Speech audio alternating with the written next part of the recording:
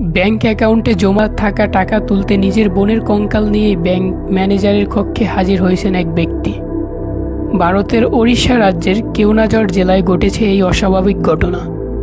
50 বছর বয়সী ওই ব্যক্তির নাম জিতু মুন্ডা। গত 26 জানুয়ারি তার বোন কালরা মুন্ডা মারা যান। বোনের ব্যাংক অ্যাকাউন্টে থাকা 20,000 টাকা তুলতে গত কয়েকদিন ধরে তিনি ওড়িশা গ্রামীণ ব্যাংকের মালি পেশি শাখায় যাতায়াত করছিলেন। সাংবাদিকদের জিতু মুন্ডা বলেন, আমি কয়েকবার ব্যাংকে গিয়েছি, কিন্তু টাকা দেওয়ার জন্য বারবার আমার বোনকে সঙ্গে আনতে বলে। আমি বলেছি আমার বোন মারা গেছে, কিন্তু ব্যাংক কর্তৃপক্ষ আমার কথা গুরুত্ব দেয়নি। তারা শুধু অ্যাকাউন্টদারি সরাসরি উপস্থিত করার কথাই বলে গেছে। শেষ পর্যন্ত বাধ্য হয়ে কবর খুঁড়ে বোনের কঙ্কাল নিয়ে এসেছি, যেন মৃত্যুর প্রমাণ দেখাতে পারি।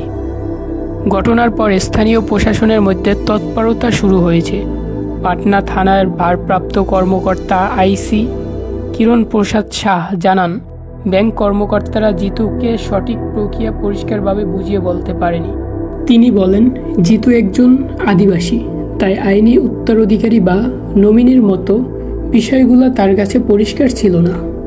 স্থানীয় ব্লক উন্নয়ন কর্মকর্তা মানুষ দম্পাট বিষয়টি দ্রুত সমাধানের আশ্বাস দিয়ে জানান, আজই তিনি পুরো ঘটনা সম্পর্কে জানতে পেরেছেন। তিনি বলেন, দ্রুত আইনি প্রক্রিয়া সম্পন্ন করে জিতু মুন্ডাকে টাকা বুঝিয়ে দেওয়ার ব্যবস্থা করা হবে।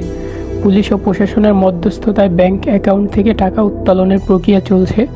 অন্যদিকে পুলিশের তত্ত্বাবধানে কালরা মুন্ডার কঙ্কাল পুনরায় কবরস্থানে দাফন করা হয়েছে।